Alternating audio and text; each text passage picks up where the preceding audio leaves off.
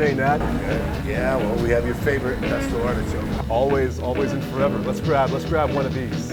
I keep telling my friends that I drive out of my way all the time for this slice of pizza. Pesto, baby. Say it's the Pesto. I love that. Who had it? We shared it. Oh, yeah. Yeah. I know. You had me try that one before. It was really good.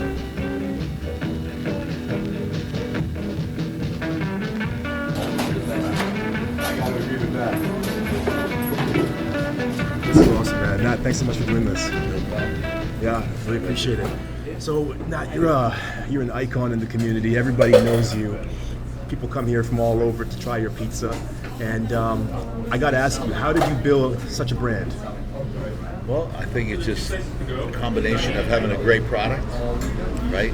Liking yourself so you can like other people. Being, generally social, be welcoming, like open the door, don't close it, right? Yeah. Keep it open, just be yourself and enjoy doing what you're doing.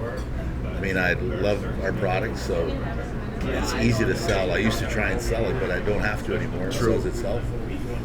But I think the secret is, a little community, like participation, get involved in the local schools, the fundraisers around the neighborhood.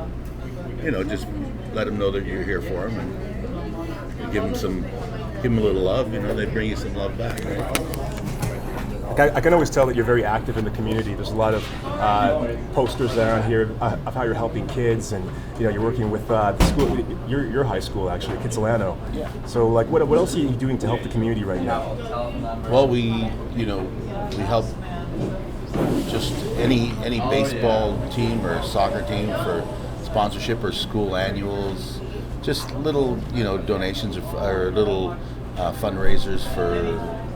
Like the St. James Church or General Gordon School or Bayview or any local stuff, Kids House, they ask us for some gift certificates. We get involved that way. The Showboat, which is at Kids Beach every year, we do that. I mean, just local stuff that's it doesn't take a lot out of a small business, but it really means a lot for the community, right? Right. And so how did you learn the importance of giving back to the community? Where did the inspiration for that come from? Probably our families were always like door openers. The neighborhood kids would come over to Mom's and their plate of spaghetti would be bigger than ours. Being Italian, yeah, exactly. And then, that kind of thing meant a lot and went a long way for us as as kids growing up. It showed that giving is more rewarding than that's how we were brought up. So right.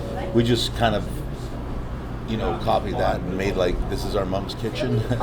And we invite everybody in. They pay us a couple bucks, we make a living, and everybody's happy. It's a win-win, right? That's the best. Yeah, that's the best. I was going to ask you, and this is very interesting too. Can you tell us a little bit about the Bastone Theater Award? Where did that originate from? Cousin Franco's sister Gina. She is, she was a writer and a producer. She starred in Circus du Soleil when they first started out. Yeah. She wrote Millions Die. She was the number 14. I don't know if you remember that production, but she was an actress and a writer in the first role of that, and it went to Broadway. Nice. Number 14, the bus, the bus ride. Yeah. Were the interesting things that happen on the bus. Yeah. That was Gina. So she was in theater and arts, and the school had a lot of athletic awards and scholarships.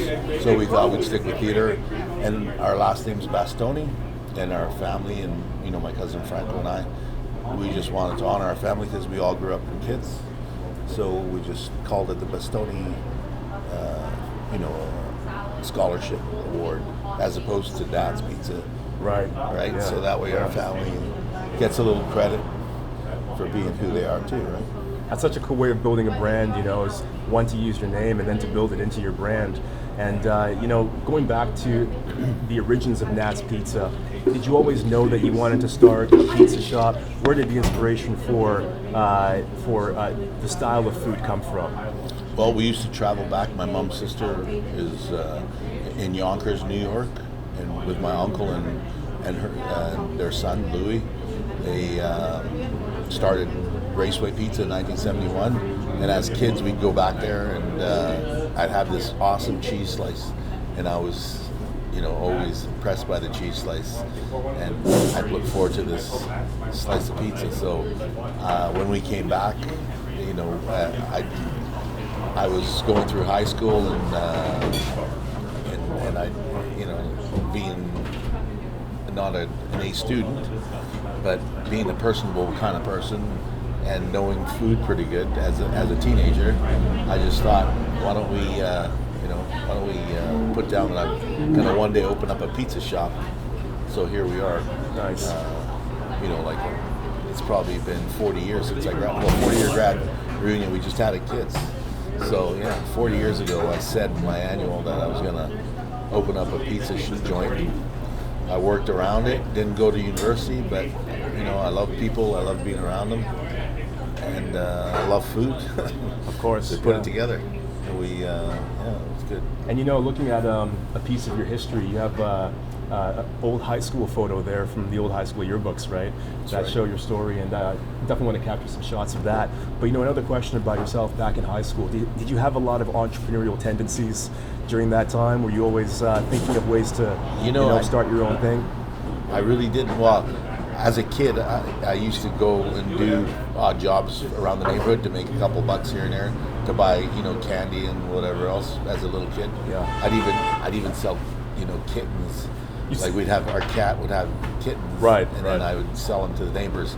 And one neighbor called in 4 bits because I sold it for 50 cents. That was in the 60s. Wow. But stuff like that. I mean, I just did whatever for a couple of bucks or a buck, shovel snow. Yeah. So, I mean, if that was entrepreneurial, then that was about it. Yeah. But otherwise, no university, no secondary, just high school grad. And in my high school, annual, we'd had to write a little blog, and I wrote that I was going to open up a pizza shop. That's right. So I ended up doing it through, obstacles that I overcame, and it's rewarding. I mean, you don't make a lot of money these days. You just make a lot of dough, right? I love that quote. That's a great one. That's a really good one. A question about your journey as a business owner. What would you say, and what kind of advice would you give to someone starting out in the entrepreneurial landscape, based on your experience, the obstacles that you've overcome? What value points would you want to share with the kids these days? I would say keep your overhead real low at the beginning. Grow in control. So don't try and get there too fast, or you got to be ready for what's going to come at you. Patience. You can't just bring a bomb out there and then all of a sudden you don't have enough labor or product to support what you're selling. Plus, it's just all about keeping your low overhead and keep it simple, because the more complicated you get, unless you have the money to back you up.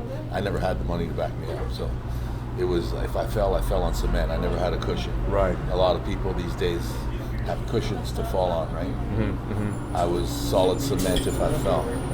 So my advice to young entrepreneurs is keep your overhead low and stay sharp, and you gotta really, it's tough these days, you know what I mean? You gotta really watch what you're buying and selling. Right.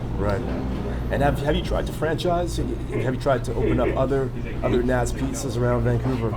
We have another one on Denman. Yeah. So at the beginning, we thought about going big, and so we opened up another store, and then we just thought that's a lot more work and less reward. I like to be in just my neighborhood.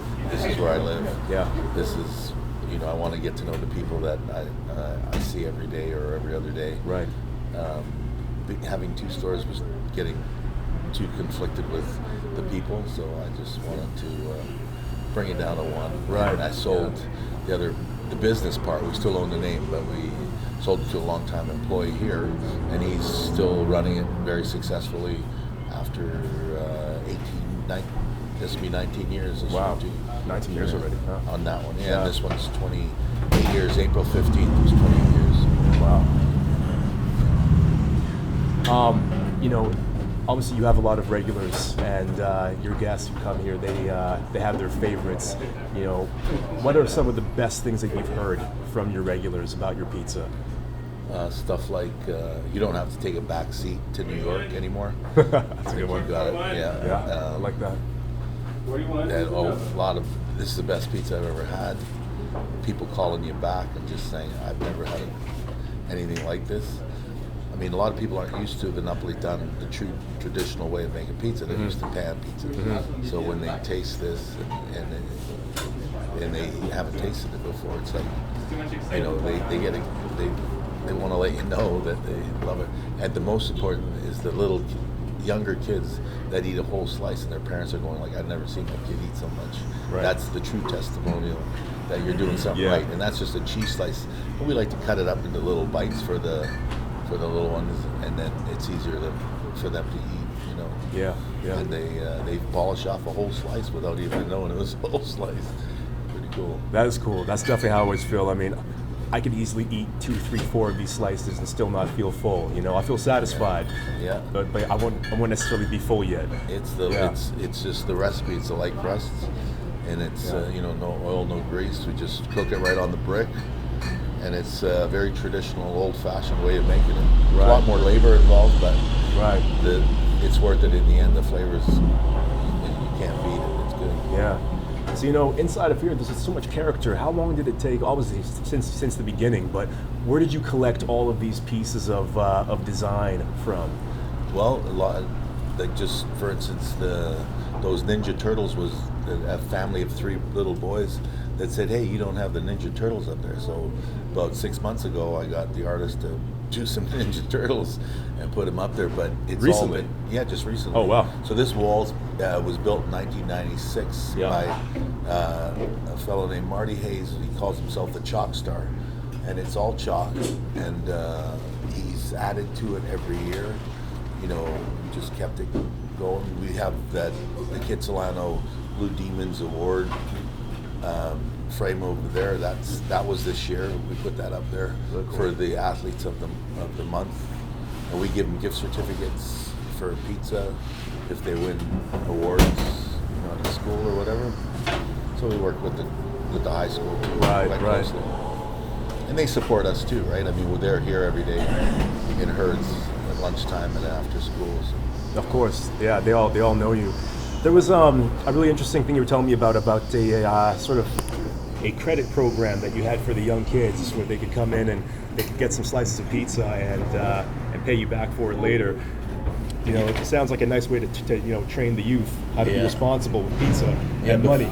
Before we did our gift cards, it was, and in the early 90s when we first opened, there was a lot of younger kids smoking cigarettes and spending their money elsewhere. So, we set up a little credit thing where the parents, we would give the kids credit. Like if we knew them and they were good kids, and the parents were, behind them, we would give them credit, and they'd always take care of themselves. We never tried to get the parents involved, but we'd always, make sure that because they want to eliminate the money spent on things that would harm them more than do them good. Mm-hmm. So we did a little book, and we'd write their names down, and they'd come back and they'd learn how to so if they're going to get a Visa or a MasterCard, they know that if they don't pay it back, they're not going to get any more credit. Right? That's right. So they learn how to it's a small lesson, but it was a good one. Yeah.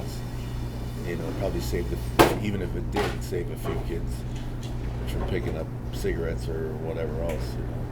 It did something good. Right? Probably did, exactly. Yeah. Another thing I was going to ask you is the story behind your logo. It's so iconic. I see you have a brand new sign out there. What is the story behind your logo? How did you come up with that idea? Well, Frank and I were in the Empire State Building, and then on the top, before you went to the roof, there was a souvenir shop, and it was a hot pot tile, and I saw that tile and I thought it was on a T-shirt too, right? I thought, you know what, that's our logo, so we're gonna put our name on there instead of, you know, Statue of Liberty or Empire State Building or Statue of Liberty, New York. We put Nat's Pizzeria, New York, and then we changed the torch to the pizza. Right. So that's how we came up with that. It's awesome. Yeah, and then at the beginning we bought postcards that showed, you know, different cool places in New York, and those were the 4 things we had on the wall in 1992, and then this happened in 1996. This wall. Right. But yeah, we just got the ideas from New York, you know, and brought it back here. We traveled there to learn how to make the pizza, so That's right. that's where we did a little research and a couple of cool ideas, and that's all it takes, right? Is imagination. Exactly. I mean, I've spent a lot of time in New York myself, and I mean, coming here always gives me that New York vibe. Whenever I'm looking for that New York feeling, I come here, right? Yeah. And it's never lost that feeling. So, you know, I appreciate that. Maybe you can tell us a little bit more. Like, what is Nat's Japan, and are these some travel programs that you put together? What are those? That's so the high school goes on trips, you know, for the just educational purposes and stuff, and the teachers will call me, or the chaperones. Usually it's a teacher and some chaperones, and they'll say, "Can we get some shirts? We're going to go on a trip." And I say, "No problem." So I order them a bunch of T-shirts, and they take them, and they all pose for a picture, so they can get their picture on the wall here. Cool. So that's in Nat's Wall of Fame. But we've had the basketball team here. Yeah. They all went to the Great Wall. This is a picture of one of the teachers that was up there. We went fishing with them last year, Frank and I. But yeah, those are all, I don't know, I can't remember the years, but it's 2013. What does that say? 2013, 2012. Yeah. Right. So that's like a quick 5 years, 6 years ago. But Yeah. Time flies. time flies. Yeah. It seems like yesterday, but yeah, no, it's cool because spending, you know, my days in here and working with the communities makes me wake up in the morning. Right. You know. It's definitely really good branding, you know, like what you've done with your logo and the T-shirts and all that. I think I read somewhere that you studied marketing. Is that right? You studied marketing at one point in time? Yeah, I think it was hands-on marketing. I used to have a store called Fitness, etc., and it was at Olympic Fitness, and then I did the T-shirts. So I would, you know, do the Olympic Fitness T-shirts, and Olympic Fitness goes back a long time, but we tried to keep the logo more modern and stuff. So that was me working with that, and Nice. that's what I used to do before I did this. That's how I learned business. And then my cousin was a restaurant worker, and so was I. So we combined it, the business knowledge and the restaurant, and we put it together. And I said to him, "Let's go learn how to make pizza in New York and open up a pizza shop." He says, "I'll go to New York." Never thought we would be here, right? Yeah. We just thought, okay, let's go to New York, right? Because we both have relatives there, Of course, in the restaurant business, and his uncle too. His uncles in the Bronx have Frankie and Johnny's very famous. Opened up in the '60s, still there. Wow. Nice. Yeah. Nice. You know, to wrap this up, I'd like to get a shot of you introducing your high school photo there, and you had that printout as well. I'd like to get some shots of that and just you explaining a little bit about that story. All right? Okay. I'll get the printout. All right. Sounds good. You gonna bite that thing, or you want it back in the oven? I'm gonna bite that thing. Yeah. Yeah, no, that looks good. He lit up the sign there, the kids line. Oh, great. Yeah, let's get a shot of that. And those are the 2 athletes of April. So every month they change the athletes, and we just give them a gift card as a appreciation or award, like acknowledging that they're the best athletes. It's a great idea. Yeah. That's why everybody knows Nat. All right. So, Back in time. How old were you here? I was 17 actually. I was one of the youngest grads because my birthday's Christmas Eve. So I made my grade by 7 days. Otherwise, I would have been in the next year and been an older grad. Ah, nice. That worked out. Yeah. That worked out. And so here it describes a little bit about what you planned on doing after you graduated, and obviously you've accomplished all of that. That must feel good to look back at this and see, the history. Yeah, no, it does feel good, and it's kind of cool for the high school kids to have a look at that and say, hey, you know what? Dreams come true. I mean, it's just a pizza place, but it's something that I wanted to do as a kid. It's more than that, for sure. Yeah. And actually, that picture was from one of our teachers that when we opened in '92, he retired in '96. When he retired, he brought me that fully framed, and he thought that would be kind of neat. Yeah. But it goes a long ways because students go, wow, that's pretty neat. And then maybe a lot of the students will think about what they're going to write because they might come true. That's true. That's true. Yeah. And not everybody puts as much time and attention into what they're writing, right? But some do, and then it has to come true. Yeah. Yeah. Well, I just thought this is something maybe I can do because That's great. Everybody else wanted to be a doctor or a lawyer. Right. And a lot of them did. I just wanted to keep my life simple and maybe just produce some good food and make people happy. And that's what I did. Yeah. That's great. And so you were in the paper as well back then. You had a write-up, and you still have it. This was one of our first write-ups. So it was December 1993, and it went into the Kitsilano News back then, which is in West Ender, which is like the Courier in the West Ender now. But they wrote a little story about that. Kids grad keeps promise, because I have my annual here, so I showed people that at the time. So somebody caught wind of it, told somebody else, and they came in here and did a little story on it. But it's like Kids grad keeps promise, which is a cool thing. This is something that I always kept. We've been written up a lot, and in food magazines, in Flair magazine for one of the best pizzas in Western Canada. That was, all that stuff was great, but this to me was one of the coolest things. So Right. I kept it. That's real special. That's real special. Well, Nat, thanks so much. You're an inspiration, man. Yeah, and thank you. Thanks so much for your time today. Thank you. It's fun. We look forward to being back. Yeah. Nat's New York Pizzeria. Thanks a lot.